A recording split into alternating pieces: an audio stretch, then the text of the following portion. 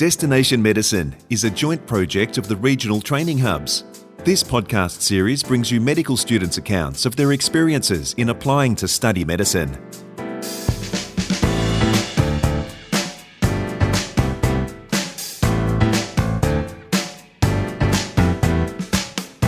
Welcome to Destination Medicine. I'm Nicole Goodman. It was all very exciting for Tapiwa Mativenga when her family decided to leave their home country of Zimbabwe and head way across the ocean to Australia, or more specifically to Wyalla, a small town in South Australia about 250 kilometres from Adelaide, with a population of just 22,000. Wyalla is known as the Steel City because of its integrated steelworks and shipbuilding heritage. Tapiwa was 7 years old when her family made the move. She was looking forward to her new life in Wyalla and to the dreams she'd hoped it would bring, because even at this young age, Tapiwa certainly had dreams, and one in particular. She was going to become a doctor. A supportive family and school, and strong local community have all helped Tapiwa achieve that dream. Now based in Broken Hill and fulfilling her fifth year of medical studies at the University of Adelaide, she's already looking ahead to what could come next. First, back to her 7-year-old self and the big move to Australia. As Tapiwa tells Heather Dawson, the journey really began when her dad decided to accept a good job offer. So back in Zimbabwe, Dad was in engineering and Mum used to be a high school teacher. So 2006, Dad was offered a job transfer out to South Australia and he decided to go for it. What made you decide to become a doctor? Because already back then, you already sort of almost made up your mind, hadn't you? Yeah, I think from a very young age, I've always had a desire to help people, and I couldn't pinpoint the exact time that I knew, but I know that as early as 7, that was always the path that I wanted to take. I always wanted to be a doctor. But you didn't have any doctors in your family, your background? No, not at that time, no. So you had the desire to be a doctor early. Were you academically gifted? Did you have the marks to follow your dream? I think I definitely did. Throughout school, I was always headstrong when it came to my studies. I was always the kind of student that would have to be kicked out of the school library because I was in there too long. And your school was very supportive as well, wasn't it? Oh yeah, I went to an amazing school. They were very supportive in terms of studies. If students had enough initiativity, you could come in there and request some extra assistance or work out subjects in a different way that the school might have not offered before. They were more than happy to do anything to support our studies. But unfortunately, your exam period didn't quite go to plan, did it? No, unfortunately, during the Year 12 exams, I had 4 exams to sit, and my grandfather had been quite unwell. He was terminally ill with prostate cancer, and after the first exam, I remember being at school trying to get in some extra study the day before my second exam, and I got a call from Dad to inform me that he'd passed away. So that was quite a difficult time in my life, I think, to get through the stress of exams and be grieving at the same time. So that didn't go very well for your first round offer for medicine, did it? No, unfortunately, because the exam that I had to sit the day after, it was a maths exam and I didn't perform as well as I was hoping to. So that did bring down my ATAR a little bit. So what happened? What did you do? So I went in there and I tried my best, but yeah, like I said, the marks weren't what I was hoping for, and I still got a first round interview into medicine, but it was still, everything was very fresh on my mind. And I think they asked me a question during the interview about how exams had been, and I burst into tears in front of the whole interview panel, and that was a bit embarrassing. Understandable, I think. I'm sure they understood. Yeah, as I talked a bit more about it, they did understand where I was coming from. But your second round offer was received? Yes, yeah. And that all went okay? Yeah, that went fantastic. So I think it was in the middle of orientation week, actually. I got second round offer into medicine and I went for it. Into the big city of Adelaide? Yes. So how was that for you, that experience of leaving your family and making a move from basically a rural community into Adelaide? I think it was very daunting because, like I said, everyone who I knew, my entire community, was back in Whyalla. So it was quite scary being in Adelaide for the first time. But I think a really great thing that helped me to settle in was that I was living at a residential college. So I was with other kids that were from rural areas and from the country who were also in the same boat as me, being away from family and friends. So it helped to make friends quickly and really meet like-minded people. Did you fall into a good routine of, work and life balance, that sort of thing? Yes, I think that's what was actually great, because there was always a lot of social things to do in the first couple of years of uni especially. But, me being me, I was always a bookworm, studying really late. So I had some really good friends that weren't in medicine that would always try and drag me out of my room from studying and take me out to go do some fun things. So I was able to get some good balance in. Now, Tapiwa, you're a rurally bonded student, aren't you? Yes, I am. So what does that mean?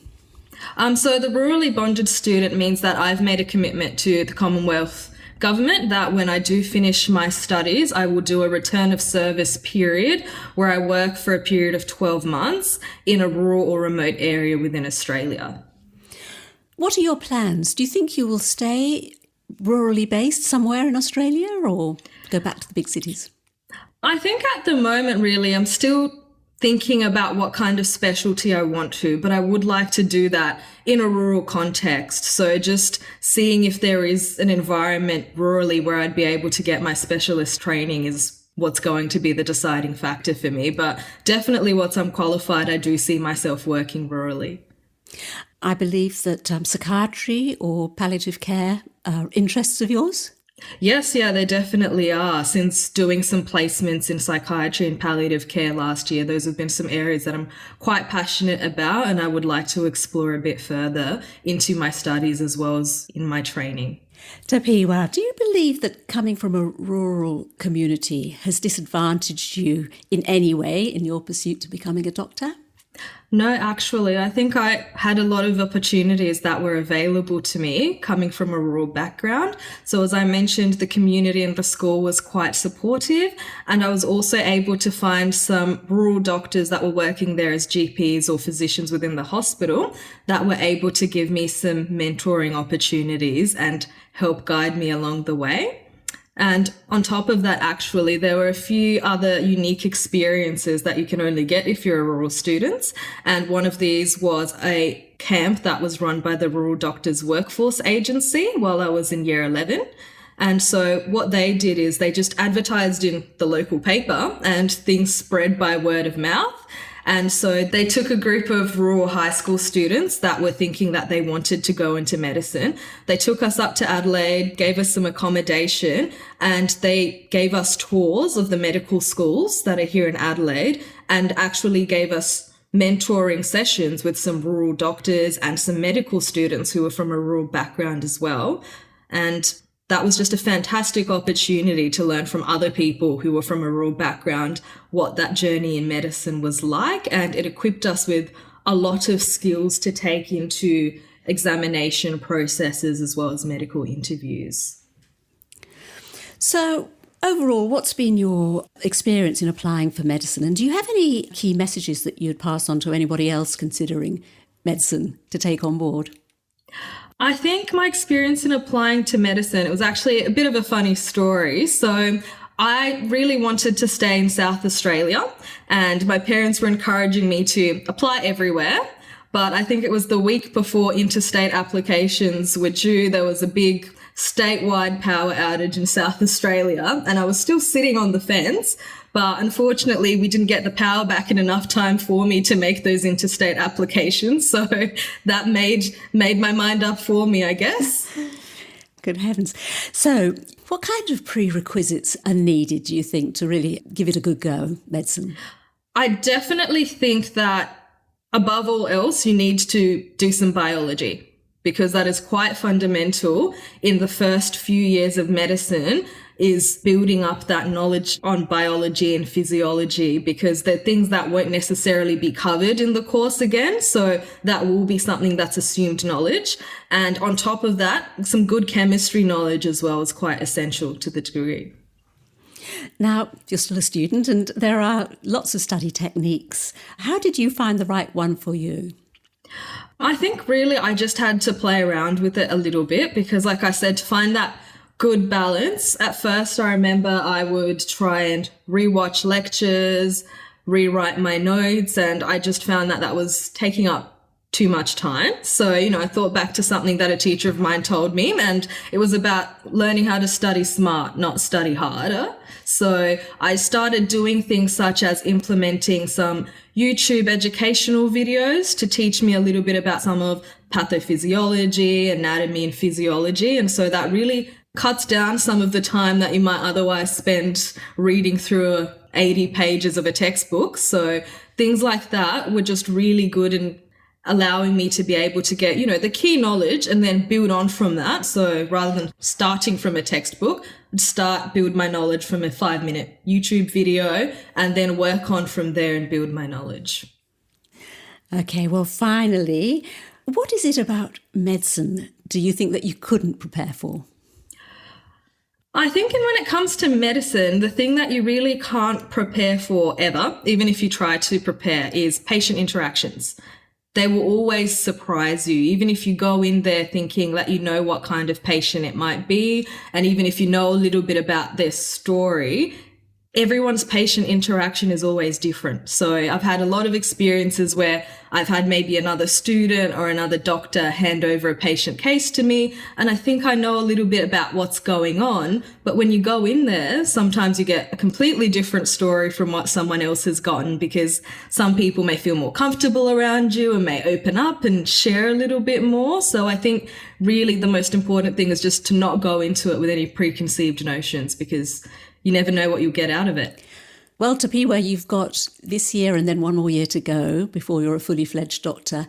How do you think you're going to use that time to decide the next step? I think that this year I've got a really unique opportunity being based in Broken Hill. So I'm really using that opportunity to talk to some of the local doctors around about what it's like working rurally. And so bit by bit, I'm slowly picking off all the specialties that I'm interested in and really just getting out there and talking to the doctors, seeing what that work-life balance is like for them and what their training opportunities rurally were like as well. And I think that's what I'm going to do the same thing next year as well, to really make up my mind about where I want to go in medicine. That's Tapiwa Mativenga in her 5th year of medical studies at the University of Adelaide. We trust you've enjoyed this episode of Destination Medicine, a joint project of the regional training hubs. The hubs are supported by funding from the Australian Government under the Rural Health Multidisciplinary Training Program.